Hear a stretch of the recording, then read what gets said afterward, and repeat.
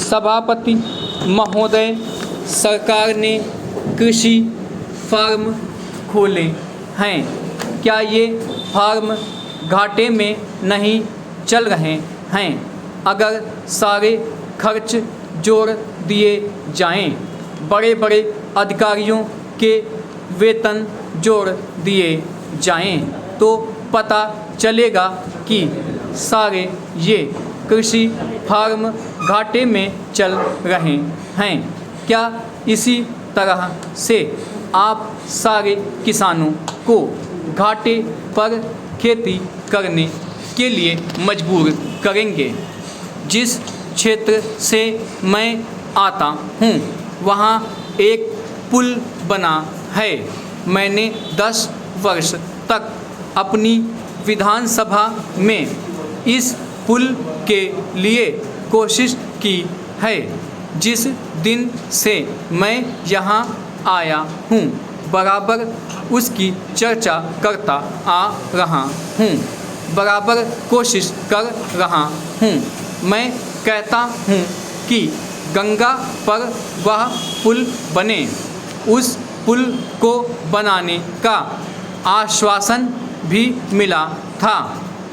एक प्रश्न के लिखित उत्तर में यह जवाब दिया गया था। यह कहा गया था कि इसको हाथ में लिया जाएगा। अब मालूम हुआ है कि उस योजना को उठाकर ताक पर रख दिया गया है और यह पुल नहीं बनेगा। इन लोगों ने क्या कसूर किया है, यह मैं आपसे जानना चाहता हूँ। हमारे क्षेत्र के लोगों ने पाकिस्तान की लड़ाई में सरकार को हर तरह का सहयोग दिया था, हर तरह की सहायता दी थी। हमारे यहाँ के नौजवान भी मोर्चे पर जाकर डटे। जिस समय पाकिस्तान के साथ हमारा युद्ध चल रहा था तो कहीं कोई बात नहीं थी। अन्न की कमी कहीं नहीं थी।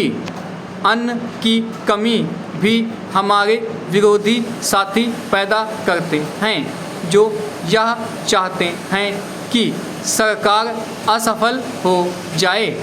ये लोग जो कहते हैं उसको आप समझें। एक तरफ तो हमारे मित्र की बात है जो देश के बड़े बड़े शहरों में दंगे करवाते हैं, दूसरी तरफ हम हैं जो कि इनकी बातों को नहीं समझ पाते। इनको सभी वे लोग मिल जाते हैं जो बेकार होते हैं या जो दंगे करवाने के लिए उत्सुक हैं। इसलिए सरकार का इन सारी चीज़ों की तरफ ध्यान जाना चाहिए और उसको सोचना चाहिए कि क्या तरीका इन सब से बचने का हो सकता है। एक ही तरीका हो सकता है कि इस देश में हर आदमी को काम मिले। देहात में लोगों को करने के लिए काम मिले और खादी कमीशन की जो योजना है और जो कि एक अच्छी योजना है वह ठीक तरह से चले।